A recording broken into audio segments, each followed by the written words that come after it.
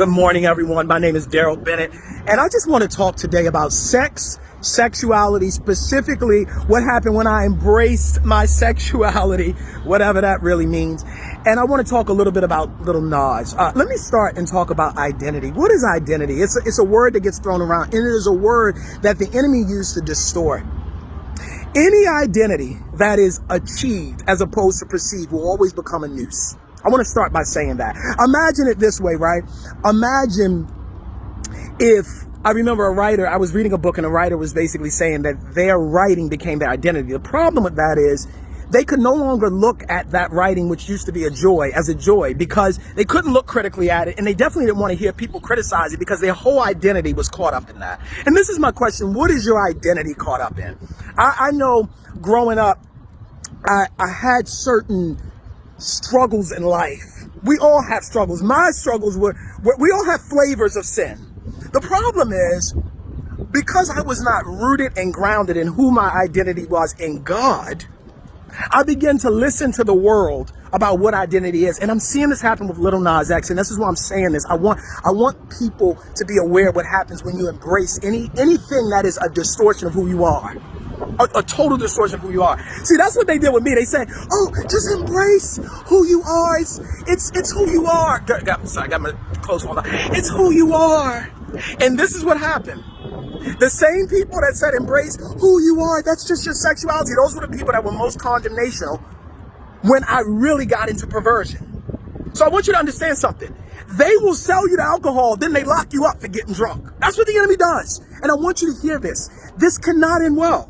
It cannot end well. Whenever you embrace a distortion of who you are, when you embrace you are made in the image of God. That's who you are. And when you begin to embrace a distortion of that, it takes you to all types of places. Now, let me talk specifically about sexuality. For those of you that are listening and be like, well, sexuality is different. First of all, let me say this.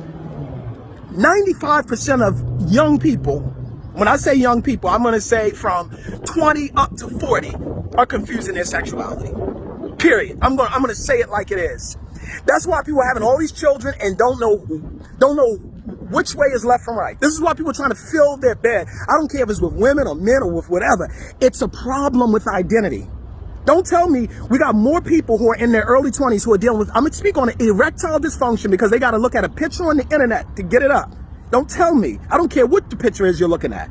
Don't tell me that we're not dealing with confusion and identity. And this is what the enemy wants. And I'm saying this out of love because I see what's happening with Lil Nas X, a powerful man. He has such a great gift. And I'm watching him embrace a distortion of who he is. And that's what the enemy wants. And the enemy wants other people to watch that. It can't end well. It ends in prison. It ends in death. It ends in destruction. I saw it. See, with me, I was in the fire, but it was 4 of us in the fire. So I came back out. Around more on that later.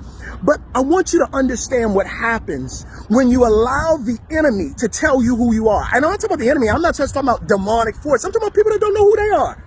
People who don't know who they are. People who are struggling with their own sense of self, trying to tell you about yourself. Now, let me just say this, and before I get off.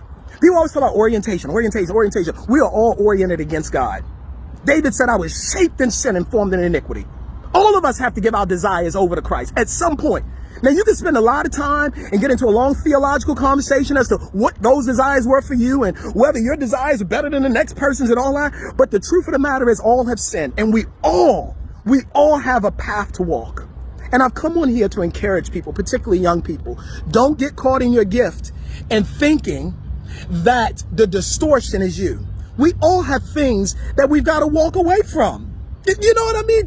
There's no condemnation in it. We all have stuff. When I was a child, I spake as a child. I walked as a child. I talked as a child. I did things as a child. But when I got older, I put away childish things. The childish things didn't go away. I had to put them away. I had to make a conscious decision and effort to choose to make a different decision. And I want to encourage people to know that all of us are oriented in rebellion against God. But when we understand that, it's power. And we stop looking at other people and saying, well, your orientation was right versus left and up versus down, and realize we were all oriented away from God, and that we all need the saving grace of Christ to bring us to a place of seatedness, to order our desires, to order our steps. More on that later.